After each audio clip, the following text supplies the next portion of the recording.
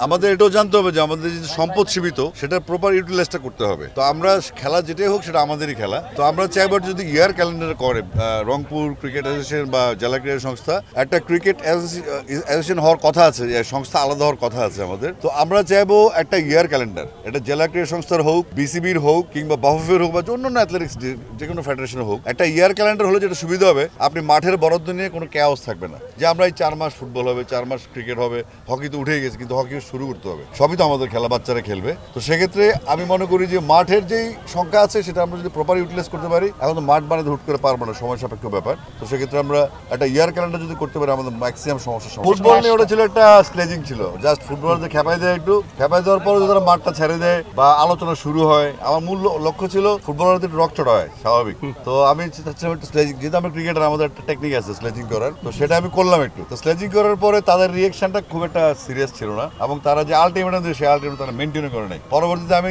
যারা সমর্থক তাদেরকে আমি ব্যাপারটা বুঝাতে পেরেছি যে আমি এটা ইচ্ছে করে কাজটা করেছি এবং তাদেরকে দুঃখ প্রকাশ করেছি। যদিও আমার 18 তারিখ ফাইনাল খেলার দেখার ইন্ডিয়া বাংলাদেশ খেলা দেখার কথা ছিল, কিন্তু আমি ওই খুব জ্বরাক্রান্ত ছিলাম এবং 3 দিন টানা ছিল। আমি এখানে আসছি আসলে অ্যান্টিবায়োটিক নিয়ে, আমার মানে শারীরিক কন্ডিশনে এই সফর বাতিলের কথা ছিল, কিন্তু আমি আসছি আসলে এই 8টা জেলায় আমার যাওয়ার কথা। আমার জানতে হবে যে বাংলাদেশের ক্রিকেটটা কোন পরিস্থিতিতে আছে সেটা দেখার জন্য আসছে। প্রথমত হচ্ছে এটা টুর্নামেন্টের জন্য কতটুকু ফিট আমরা জেনে গেলাম আজকে, এবং টুর্নামেন্ট হলে আবার অন্যান্য ফ্যাসিলিটিস গুলো যা বাচ্চাদের প্র্যাকটিস বা লোকাল ক্রিকেট হকির মুখে পরে, কিন্তু দেখা গেল ডিস্ট্রিক্ট ক্রিকেট হচ্ছে আপনার বাচ্চারা খেলতে পারছে না। তো আমাদের মূল টার্গেট থাকবে আমাদের যে এজ লেভেল, বাচ্চারা কি চায়, পার্টিসিপেশন চায়, খেলতে চায়, দৌড়াদৌড়ি করতে চায়।